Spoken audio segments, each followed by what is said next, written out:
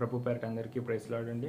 ఈరోజు దేవుని వాగ్దానం కీర్తనల గ్రంథము 52వ అధ్యాయము 8వ వచనము. నేనైతే దేవుని మందిరంలో పచ్చని ఒలివ చెట్టు వలె ఉన్నాను, నిత్యము దేవుని కృపయందు నమ్మికయించి ఉన్నాను. కీర్తనకారుడు అనగా దావీదు చెప్పేది ఏమిటంటే, నేనైతే దేవుని మందిరంలో పచ్చని ఒలివ చెట్టు వలె ఉన్నాను. ప్రియ సహోదరి సహోదరుడా, మనం దేవుని మందిరంలో మనం ఏ విధంగా ఉంటున్నాము? ఒలివ చెట్టు అనగా పరిశుద్ధతకు సూచన. మనం పరిశుద్ధంగా ఉంటున్నామా, లేదంటే పాపానికి సంబంధించి లోకానికి సంబంధించినటువంటి చెడు కార్యాలు మనలో ఉన్నాయా? ఒకసారి ప్రతి ఒక్కరు ఆలోచించాల్సిందిగా కోరుకున్నాం.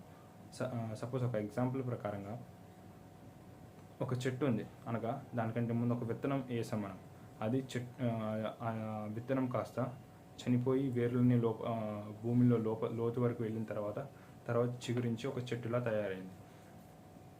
కానీ అది ఎలా వృద్ధి చెందింది? దాని యొక్క ఫౌండేషన్ చాలా బలంగా ఉంది, అనగా దాని వేరులు ఫస్ట్ ఆఫ్ ఆల్ చాలా లోతుగా వెళ్ళింది. ఎప్పుడైతే అంత లోతుగా వెళ్ళిందో దాని యొక్క ఆత్మీయ దాని యొక్క జీవితాన్ని ఫస్ట్ ఆఫ్ ఆల్ దృఢపరచుకుంటుంది. మనం ఆత్మీయత జీవితంలో ఎంత లోతుగా వెళ్తామో తర్వాత చివరికి తుదకు మనం అంత అభివృద్ధి చెందగలుగుతాము. సో మనం ఏ విధంగా అభివృద్ధి చెందాలి అనేది మన చేతిలో లేదు, కానీ పరిశుద్ధంగా జీవించడం మాత్రమే మన చేతిలో ఉంది. మనం వృద్ధి చెందాలి అంటే మన యొక్క పరిశుద్ధతను కాపాడుకోవాలి, మన యొక్క వేరుని లోతు వరకు తీసుకువెళ్ళాలి.